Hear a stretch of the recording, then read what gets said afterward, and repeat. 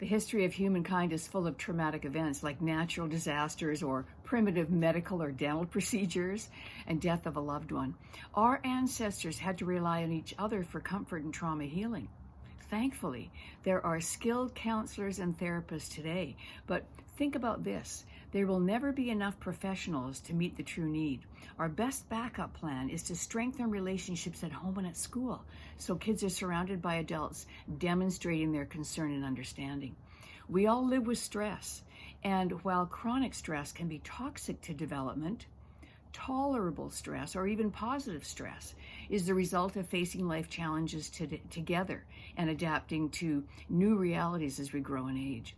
Supportive relationships with adults helps young, developing stress response systems in kids and teens in both the body and the brain to return to a more normal baseline again and again.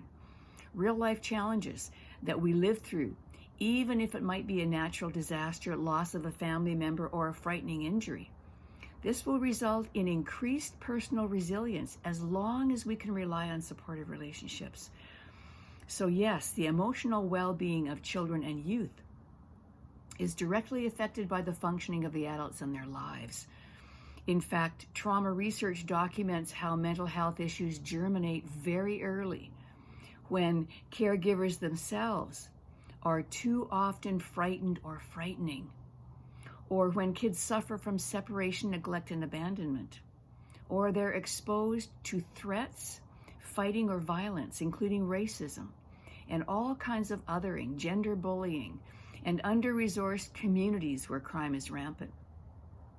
When adults don't have their act together, then the emotional development of children and teens is easily diminished. Like the famous Russian psychologist Lev Vygotsky wrote way back in the 1920s, children grow into the intellectual and social life around them. It is true that we cannot grow up for our kids, but they cannot grow up without us calm and caring adults. Emotional development, it's an important topic.